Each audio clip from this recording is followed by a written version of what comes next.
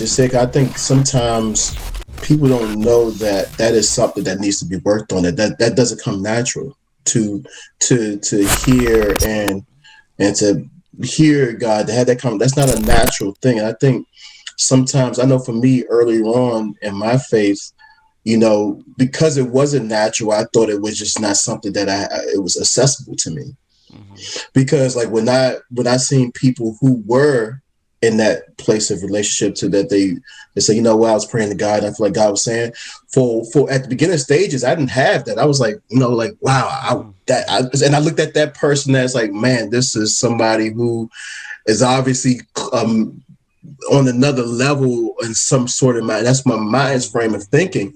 And so when I would pray, when I didn't hear nothing automatically, or if it wasn't it didn't come natural, I just assumed like, oh, okay, this is not part of my walk.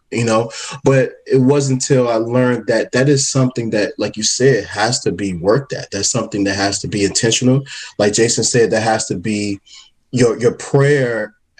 Your prayer can't just be asking. Your prayer has to be an intentional conversation. It has to be looking at it. It takes it, like, again what Jason said, it takes it from religious to relational. And we're Right. talking Yeah. about foundational and maturity. A lot of times the people that Jesus had a problem with was the people who were religious, Mm-hmm. who and the but it's amazing to me that sometimes we find ourselves in, because we're comfortable with religion.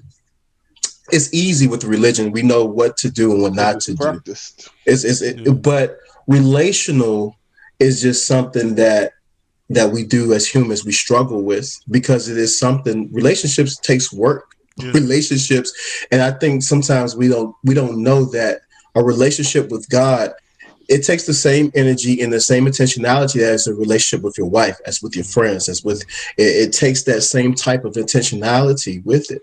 Yeah, I just want to just kind of highlight that to anybody who's listening, to say, you know what, well, I get what y'all saying about that, but I don't know if I said, well, the question that I would ask you to think to yourself is like, how much time do I intentionally do what Jason mentioned earlier, like have a conversation with God? Yeah. How much time do I spend listening? And like ask yourself, like, do I do those things? Do I make that a practice on a day-to-day basis? Mm-hmm. Yeah. No, I think that's true. I think religion you can compartmentalize, but relationship you can't.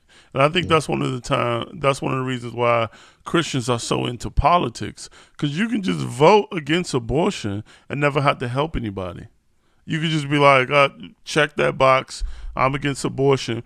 But really, that is like, really being against abortion is actually getting in somebody's life who need help, like a mother, and being there. Like that type of stuff that takes relationship, that you just can't put into a category or in a box is checked off as done. Even your time with God, where it's like, okay, all right, I prayed 10 minutes, check, done. Or I prayed, or I read this amount, check, done.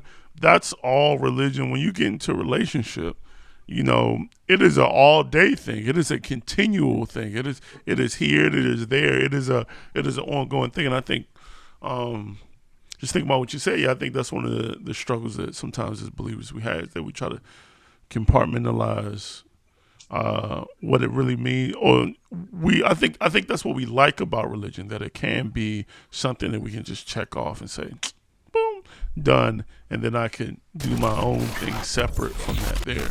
But relationship takes it all.